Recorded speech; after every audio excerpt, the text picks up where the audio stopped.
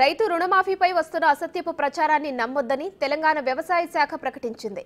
అర్హులైన రైతులు ఆందోళన చెందాల్సిన అవసరం లేదని స్పష్టం చేసింది. 2 లక్షల లోపు రుణాల వరకు అర్హులైన రైతులకు నెల రోజుల్లోనే మాఫీ చేస్తున్నట్లు ప్రకటించింది. దాదాపు 22 లక్షల మంది రైతుల ఖాతాల్లో 18,000 కోట్లు జమ చేసినట్లు తెలిపింది.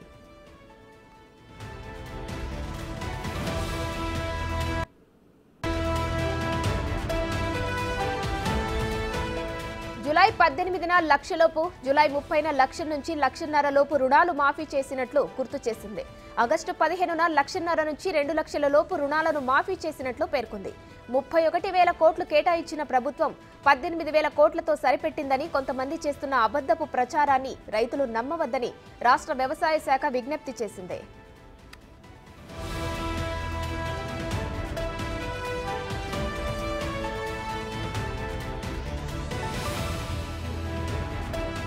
రుణమాఫీ ప్రక్రియ ఇంకా కొనసాగుతోందని వ్యవసాయ శాఖ స్పష్టం చేసింది. ఇప్పటికే ప్రభుత్వం ప్రకటించిన విధి విధానాల ప్రకారం చివరి విడతలో 2 లక్షల కంటే ఎక్కువ అప్పు ఉన్న రైతులకు రుణమాఫీ వర్తిస్తుందని తెలిపింది.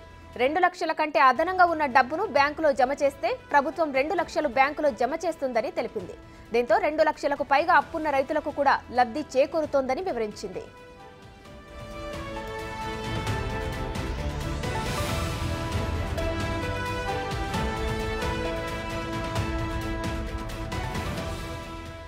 బ్యాంకు ఖాతాలు, ఆధార్ నెంబర్లు, పాస్బుక్లో తప్పిదాలు ఉన్నవారికి పెండింగ్లో ఉన్నట్లు పేర్కొంది వ్యవసాయ శాఖ. తప్పిదాలను సరిచేసుకునేందుకు మండల వ్యవసాయ అధికారిని సంప్రదించాలని సూచించింది. సరిచేసుకున్న వెంటనే వారి ఖాతాల్లో రుణమాఫీ నిధులను ప్రభుత్వం జమ చేస్తుందని తెలిపింది.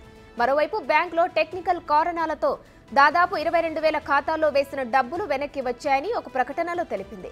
అలాంటి తప్పులను ఎప్పటికప్పుడు సరిచేస్తుందని వివరించింది.